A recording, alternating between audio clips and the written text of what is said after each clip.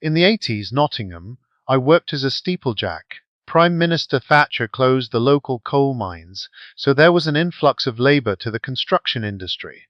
That is where I met an ex-miner around about my age in his early 20s.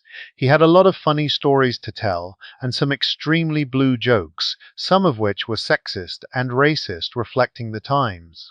One day, I asked him if he knew any jokes that I could tell my mother. You know, clean. He said, as a matter of fact, I do, and it is based on quick thinking.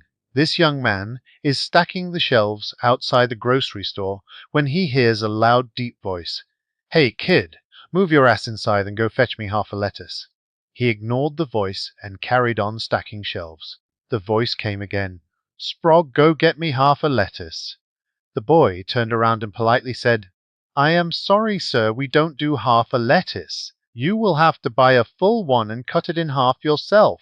Go get the manager now, he growled. The boy reluctantly stepped into the back office, and without looking up from his desk, the manager said, What now? With annoyance in his voice. There is a despicable, nasty, horrible tyrant of a man demanding half a lettuce. As he said this, he realized to his horror that the man had followed him into the back office, so he quickly said, And this lovely gentleman would like the other half.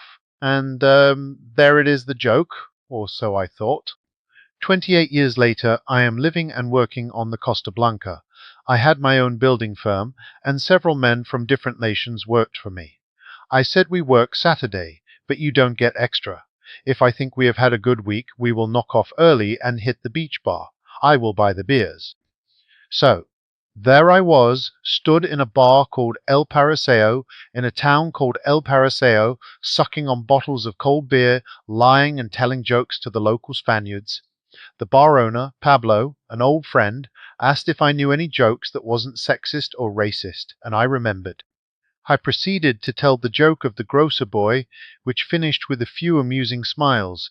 In the corner of my eye a fellow in a cream suit and fedora was listening, and he approached with speed and said in a Mexican accent, Go on, finish the joke.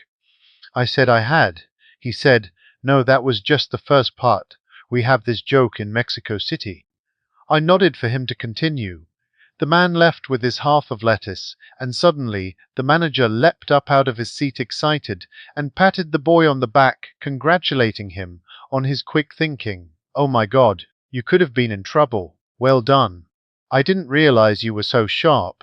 Where are you from? I am from Mexico City. Well, there you go. A city smart kid. You will go far. I don't think so, said the kid, with disappointment in his voice.